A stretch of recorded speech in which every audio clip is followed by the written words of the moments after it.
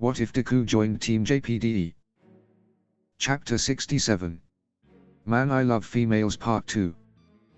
Thursday. Day 165. Deku was on his early morning run.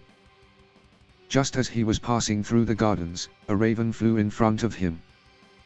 "Hi, Ijuku," Raven said. Deku ended up running into Raven. Deku quickly backed away. Raven laughed. "Your reaction? Didn't see me coming at all, did you?" Raven asked. "You. Do I have to worry about birds, now?" Deku asked. "Only ravens. You'd still never be able to see me coming unless I wanted you to, though, so just think of living your life." Yeah. What do you even want?" Deku asked. "Forgotten already? I'm interested in you, Ijuku, and I'd like to test you more," Raven said. "What does that even mean? Test me how, and for what?" Deku asked. "The second answer will only be revealed at the end." "For how?" "Let's see, I already know from our first encounter that you're not a pansy and you actually got a brain on your shoulders. Next." "Yes, we should make it a test of vigor," Raven said. "Vigor, huh? Haven't I already proven that?" "So what's next?" Deku asked. "I mean in a less combat-oriented way." "I'm surprised you have no opposition to doing what I want," Raven said. "I would have some opposition to it if not for one thing." "Young," Deku said. Raven said. "She's confused, with even less answers and more questions than before. And zero parental figures she can trust. So I can't miss a chance to get more info about anything surrounding that," Deku said. "Doing it for the girl, Raven said. "Yes, for my friend, my girlfriend." "Your daughter," Deku said. "No need to remind me, Ijuku. I know who she is," Raven said. "Do you really?" Deku asked. "Oh, speaking of story time. There's a good idea for a test of vigor." "A pub crawl," Raven said. "A pub crawl?" Deku asked. "You heard me. We're going on a drinking binge so I can see how much endurance you've got and we can share stories," Raven said. "You're actually serious? You want to treat this as some kind of night out with a buddy?" Deku said. "Haven't in a long time. Make it worth it," Raven said. "You know what? Fine. But on one condition," Deku said. "That's the spirit." "And what would that be?" Raven asked. "Whatever you want to tell me, whichever story you pick. If you don't want to talk about certain stuff, fine. But I want you to always tell the truth." "Give me your word," Deku said. "You actually consider my word worth a damn?" Raven asked. "Yes. Don't ask me why, but I do," Deku said. "I swear on my honor," Raven said. Raven then transformed and flew away. Deku then went to tell Young. "My mother want to go on a drinking binge with you?" Young asked. "When you say it out loud like that," Deku said. "Are you going to say it sounds like the start of a bad porno?" "Because it sounds like the start of a bad porno," Young said. Point. "Anyway. Yeah," Deku said. "And what stops me from crashing the party?" Young asked. "First, there's not going to be much of a party going on.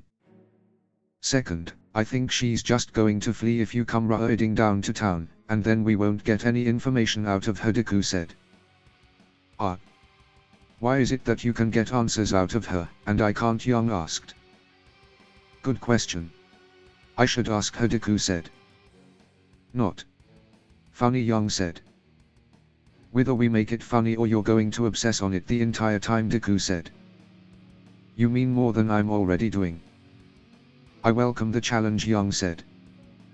"What a mess. My family is a mess," Young said. "Oh, come on, Ruby is kind of awesome," Deku said. "Yeah, but this is messing with her head, too. I mean, she never was really exposed to the worst of Dad's situation because of me," Young said. "I can only imagine how she must have felt when Taibong dropped," Deku said. Finding out that Dad omitted or right out lied about something so important puts into shade. Well, everything. And yet Young said. And yet Deku said. Ruby wasn't old enough to remember it, but I was. Even when Summer was around, Dad never really got over what happened with Raven. His sorrow was genuine, Young said. But if she didn't leave, Deku said. You'd better pump her for all the information you can get, Young said. Count on it, Deku said. Professor Peach's dust class had just ended, and students were leaving for lunch, except for one. Professor Peach had asked Deku to stay behind so they could continue their dust experiments. Okay. So after many sleepless nights of researching, I have found nothing concrete on how dust is formed, just many theories, Peach said. I see. And what are these theories? Perhaps my eyes can see a connection where you don't, Deku said. Perhaps. One theory suggests that dust came from meteors that crashed on Remnant back when there was no life at all, and those crystals started life on Remnant, Peach said. Maybe, I mean many meteors crashed down to Remnant containing ice crashed down to create the oceans of the world, so it could be possible that it's the same with dust. But since dust doesn't work outside the atmosphere, I think dust has always been on Remnant, Deku said. I think so too. Another theory suggests that dust crystals are formed from the crystallization of a person's soul and aura when they die. It suggests that over thousands of years one's soul would become a dust crystal, which has some dark implications, Peach said. Yeah, but is there any merit to them, Deku asked. It's hard to say. On one hand, there's no signs of burials near dust mines. But on the other hand, the theory says it would take centuries for the crystals to form, so there could have been burials near these mines long ago, Peach said. I'm skeptical to believe this theory. Though it may be true, we would never see any results from a study, Deku said. Indeed, even more so considering this is a relatively new theory, Peach said. Are there any more, Deku asked. Well, I myself have come up with a recent theory, with the help of Janara, Peach said. Let's hear it, Deku said. Okay, my theory is that dust crystals are the crystallization of living aura, not dead aura. From what Janara told me, magic users use aura in the ether for their magic, and after your theory of magic and semblances being the same, I thought, why can't it be the same with dust? I believe that dust is formed when high amounts of aura is concentrated in a location, Peach said. That actually makes a lot of sense. It would explain why dust stops working up in the upper atmosphere. The aura in the ether gets too thin, like oxygen, for proper combustions. But we need to verify. Get the vacuum chamber, Deku said. On it, Peach said. Professor Peach then brought out the vacuum chamber. Amber. Can you hear me? If you can, could you come to Professor Peach's classroom, Deku said. Amber then appeared before Deku and Peach. Deku. What do you want? Amber asked. Sorry for disturbing you, we just need you for a little experiment, Deku said. What kind of experiment? Amber asked. For some context, we've been trying to discover what dust really is and how it works. Our prevailing theory is that dust uses aura from the ether for its effects, like how fire needs oxygen to burn. We just need you to perform some tests to confirm or deny my theory, Peach said. You know, I shouldn't really be surprised anymore, by you destroying what I thought I knew. Alright, what do you need me to do? Amber said. First, we're just going to have you try and use magic in this vacuum chamber, just as a control, Deku said. Okay, but I'll tell you that nothing will happen. With no ether, I can't use magic, Amber said. Well then, we can skip to the next test then. Amber, can you control the ether? Peach asked. No, I can only use it as a supply for my magic, I can't control it, Amber said. Then how do we get only aura into the chamber? Deku asked. Quite the conundrum. If Amber can't control the ether, we can't fill the chamber with aura, Peach said. Well, any living thing gives off aura. Perhaps we could put a plant in the vacuum chamber. The plant should live long enough for some ether to be released. It might not be much, but we should see at least some activation in the dust crystal, Amber said. It's worth a shot, Peach said. A plant and a dust crystal were then put into the vacuum chamber. Izuku, would you please to the honors, Peach said. Okay, Deku said. Deku then went to use the dust crystal. Wait. We should turn off the light so we can see the glow better, Amber said. Oh yeah. Hold on, Peach said. Professor Peach then turned off the light. Alright, here we go, Deku said. Deku then activated the dust crystal. A small faint glow came from the crystal before quickly dissipating. The three were stunned silent. Professor Peach then turned the lights back on. Oh, Deku said. My Peach said. Gods, Amber said. We did it. We discovered how dust works, Peach said. That we did, Deku said. Professor Peach then leapt at Deku, kissing him and pushing him to her desk, before turning so now she was on the desk. Violet, Deku said. Sorry, Izuku, but this new discovery has made me very excited, Peach said. I understand that, but I think we should plan our next steps before celebrating, Deku said. I guess you're right. So where do we go from here, Peach asked. Well, the next step logically would be to have the dust crystal last longer in the chamber, Deku said. But how are we going to do that? We can't control ether. We have no way of getting pure aura from the ether, Peach said. Maybe not yet, Amber said. What do you mean, Deku asked. Well, if aura in the ether is all we need to make dust work, I'm sure Enrico could invent a device that can do just that. I mean, he built a gynoid and gave it aura. I'm sure he's up to the task, Amber said. Great idea, Amber. I'm sure he would be fully on board with the idea, especially since it would give him something new to research, Peach said. Then I guess we better go ask, Deku said. Not right now, Izuku. I'm still wet from our discovery, Peach said, causing Deku to blush. I'll leave you two alone, Amber said, before disappearing. Deku and Violet then celebrated their new discovery.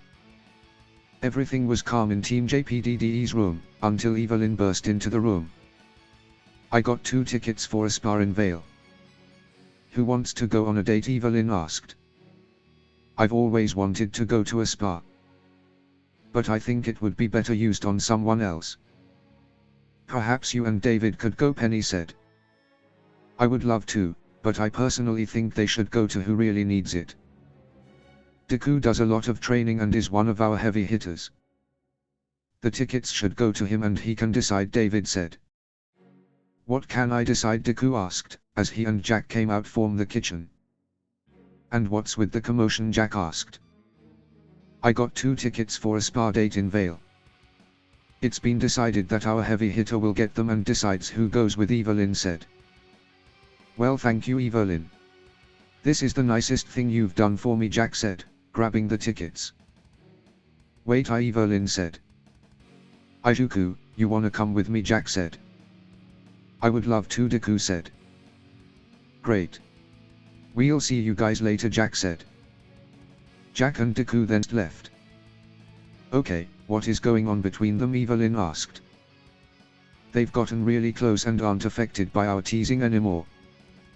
What happened, Penny asked. You don't think they're actually dating now, Evelyn asked.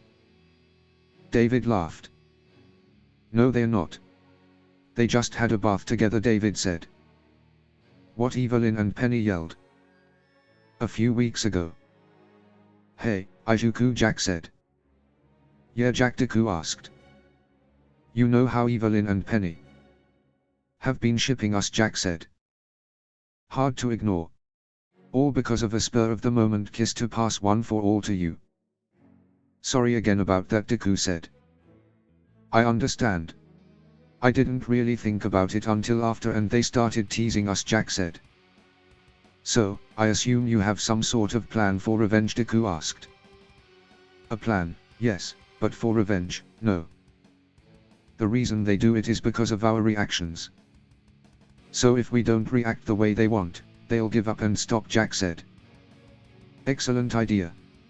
I was thinking about that too, but didn't know if you'd be willing considering what we would have to do, Deku said. What? What do you mean? I was just thinking about complimenting each other and stuff like that, Jack said. But what happens when they realize their teasing stopped working and then decide to put us in situations? Like telling one of us the bathroom is free when it's not, Deku said. I did not think about that. You're absolutely right. But that won't put me off.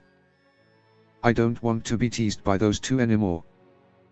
What do you have in mind, Jack asked. One idea I have is that we have a bath together. If we do that, we'll see each other naked, and if we can do that, they'll have no ammunition to use. But I think we should work up to that, Deku said. But if we do that, they could find out about it. And I really want to see their faces when they realize. How about we just try and go as far as we are willing to go? We've been through worse together, a bath should be no problem, Jack said. Yeah. It should be, Deku said. Deku and Jack then entered the bathroom. A while later David entered the room to see both Jack and Deku on her bed, only wearing towels, and Deku was drying and brushing Jack's hair. Oh, hey David, Deku said. Hi, Jack said.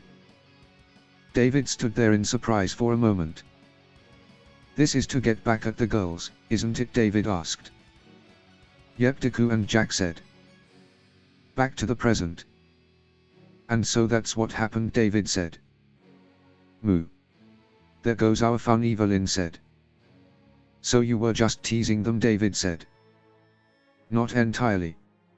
They've both shown signs of attraction towards each other, and we thought we should help them, Penny said. Guess you were wrong then, David said. Or maybe not. They may be immune to our teasing now, but that doesn't mean something can't happen between them. We'll just have to wait and see, Evelyn said. Meanwhile at the spa in Vale, Deku moaned loudly as his back was being massaged. Jack laughed. Well, I didn't think you'd moan like Jack said. Jack then moaned loudly. What was that, Deku asked. Shut up, Jack said. Make me, Deku said. Deku then moaned again. A short while later the masseurs left and now Deku and Jack were now relaxing in a big bath. Jack had nodded off to sleep, while Deku stayed awake. Amber then appeared next to him in the bath. Amber. What are you doing here, Deku asked. Well, I can feel yours and David's senses, remember, Amber said. Oh, you felt the massage and wanted to experience it. That's fine, Amber. If you want to experience something, just ask, Deku said. Thanks, Amber said. Now, I have something to ask you, Deku said. What is it, Amber said. When you give me a wet dream, could you not create one with Jack? It made it very hard for me to look at Jack the way I used to for a long while. I would like to not experience that again, Deku said. Okay. But Izuku, I never gave you a wet dream involving Jack, Amber said. You didn't, Deku asked. No, Amber said. Deku's face then went completely red. He was so embarrassed that he didn't see Jack's face had also gone red. She had not fallen asleep and had heard everything. I'm in love with Jack, Deku thought. I've fallen in love with Izuku, Jack thought. Fuck, they both thought. The two didn't look at each other for the rest of their time at the spa. Deku was preparing to head over to Kali's apartment. But not everything. Only what I decide is proper. Kali is my friend and the subject of her private life which she may share are not subject of gossip, Deku said. Oh fine. You're right, brothers, damn it. What is wrong with me, Jack asked. Jealously induced mental breakdown and you're still a teenager. Bouts of immaturity are to be expected and not to be taken seriously in the long run, Penny said. Yeah, Imagine we lived in a world where people tried to hold against you stupid things you say as a teen. Anyway. Glad you managed to say what you wanted to. Now, have fun, Evelyn said. But not too much fun, David teased. Ha ha. I'll be back for bed, Deku said. Deku then left. Jack sighed. Maybe I should take a page out of his book. Try and relax a little, Jack said. You do realize that on the other hand, he also goes through extreme instances of overthinking, Evelyn asked. Like in this case. All he needed to do was to be honest, and Miss Belladonna, Penny said, stopping mid-sentence. Huh. It just occurred to me, Penny said. What is it, Penny? David asked. Miss Belladonna's wording was quite specific. She promised to not try and pursue Izuku anymore, Penny said. Well. Yeah, but, what about it? Jack asked. I dunno. Juts, it technically leaves herself open to being pursued by Izuku herself, no? Penny asked. Well, yeah, but I don't really see that happening, you know. The whole reason why he wanted to not continue doing her is because he thought it'd make things weird down the line, Evelyn said. That is true. Although, by now he's not exactly a stranger to dealing with weirdness, Jack said. True. And we haven't exactly mounted that much opposition to it, Evelyn said. On the contrary. Considering the results, Penny said. Do you really think he would just spin on a dime after making such a big deal about it? David asked. I'd like to remind you that I'm not the only teen of the team, Jack said.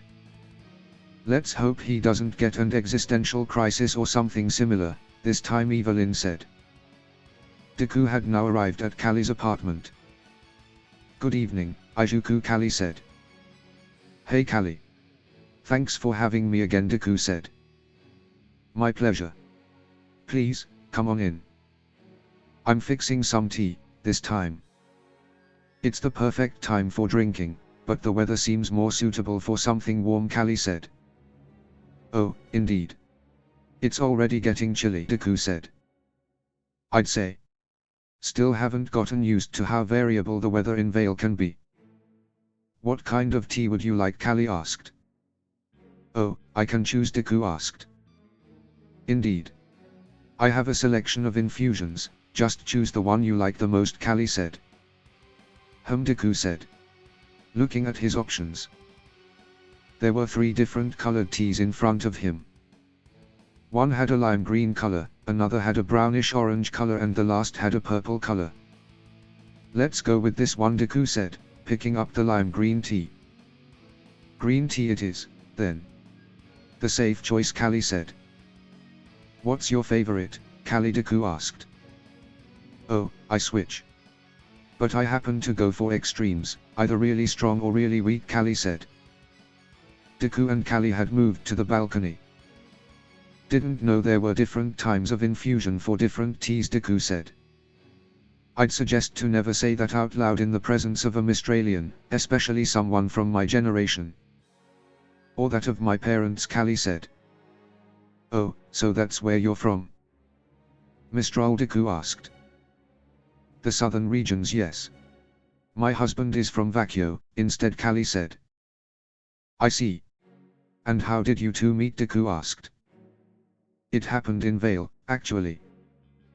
We were both involved in each of our White Fang regional chapters and... well, although it still wasn't called the White Fang back then. It was the first meeting of all the local faunus rights organizations of Remnant. We decided it was time to work more closely together and have a centralized structure, Kali said. I see. And you were both leaders at the time, Deku said. Gira was. I was the girlfriend of the leader of the Southern Mistral chapter, Kali said. Oh. I see. So it wasn't exactly love at first sight, was it? Deku asked. Not exactly, no. But it was a preview of how our relationship would work, I guess, Kali said. I feel compelled to ask why, Deku said, blushing. Well. Me and my then partner were going through a rough patch. And so, to try and fix it. Can you guess what we did? Callie asked. I don't want to assume that your relationship with your husband began out of something like that, but... Did you try and spice things up to get through that patch? Deku asked. Right on that one, good job, Izuku, Callie said. I knew it, Deku said. We were young and dumb, Izuku. We had other, deeper problems, but we thought what we needed was more excitement. So, in our misguided attempt to spice things up, we invited Gira and his partner at the time for a night out on the town. The crazy thing is that, while Gira's and mine respective partners who made it happen, they were also the ones who regretted it, Callie said. While you and Gira, Deku asked. We came away from it with a new appreciation. We understood that there's different kinds of intimacy than just the romantic one. And seeing your partner with someone else, or thinking about it as it happens, with only scant details being provided beforehand. And then all of you can be privy to its aftermath, Callie said. I get it. Before we opened up our relationship, we asked another couple for advice. And then after an incident we spent the night with them, Deku said. Then you have a rock-hard relationship and a lot of trust in each other. This sort of thing is not for everyone and shouldn't be attempted on a whim. And most importantly, you have to be in the mood. Finding and vetting partners is a lot of work. Gira hasn't been in the mood for swinging since, Callie said. Callie's face then fell. Well, he hasn't been in mood for much, actually, Callie said. Did something happen? Deku said. You could say that. And I think you can probably guess what, Callie said. Is it Blake leaving the Fang without contacting you that did it? Deku asked. Yes. Her staying behind when we left. That we could come to terms with. We could understand her choice, and even if she took risks, we knew where she was and what she was doing. We knew she was alive. She already was a skilled fighter and she's always been smart. So we trusted her to at least know when to pull out. But we could not understand why she didn't try to contact us afterwards.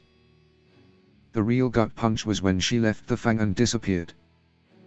Without even trying to contact us, Callie said. She was probably ashamed. She didn't feel like she deserved your help. Because you warned her, and she didn't listen, Deku said. Most likely. But Gira took it as a personal failure. As if by not making sure that his daughter knew he could come to him no matter her mistakes, he had failed at being a parent, Callie said. But you didn't believe that, Deku said. No. Her time under our wing may have been cut short by circumstance, but Gira has always tried his best. He's a kind, affectionate father, if a bit of a disciplinary. He always made his best to let Blake know she could talk to him about anything. That was the entire reason why she felt confident enough to make that request to stay behind. Because she knew we would take her seriously. And she can't have forgotten that. No, the only explanation I can think of is that she believes herself to be no longer worth forgiving. No longer worth loving.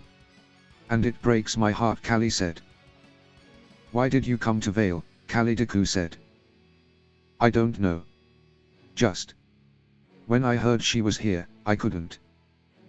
I needed to create the opportunity for us to meet and talk. But what if she runs from me? I don't think my heart could take it, Callie said. Give it a little more time.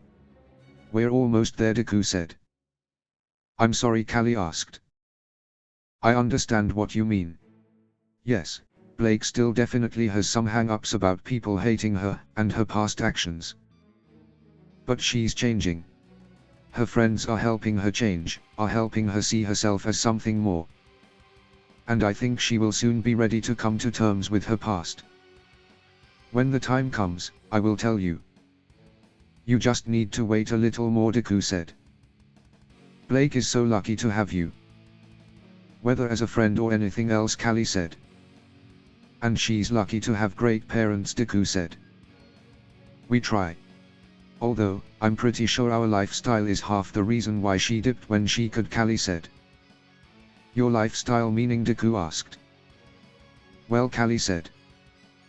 The two then heard thunder and then it began to rain. Not again, Deku yelled. Ah. I hate this, I hate this, I hate this, Callie yelled. The two quickly ran inside. Stupid unpredictable continental weather. The entire back of my dress is soaked, Callie said.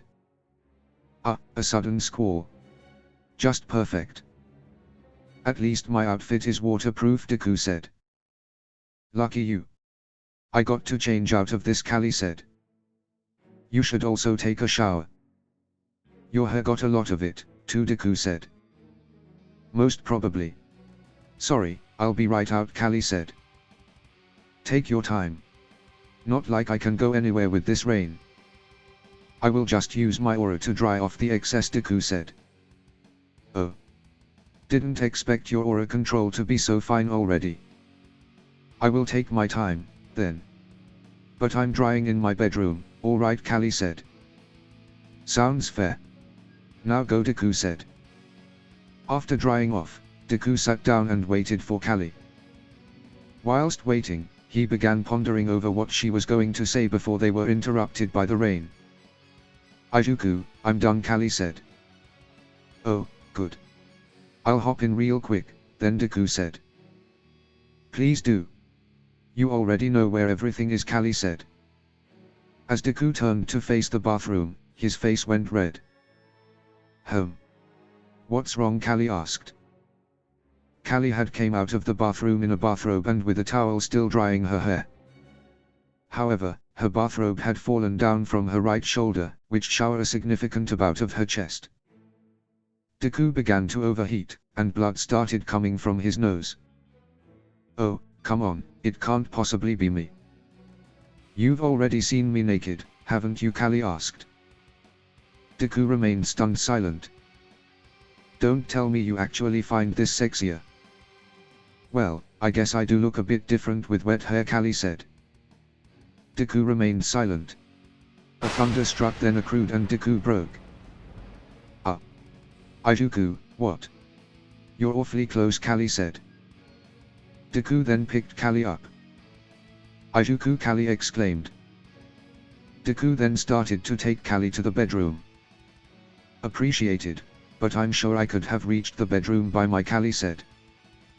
Deku then threw Callie onto the bed. Wah. Deku, I feel like I need to remind you of the conversation we had, Callie said. Callie was interrupted by Deku kissing her. Callie was stunned, but quickly started to enjoy it, melding into the kiss.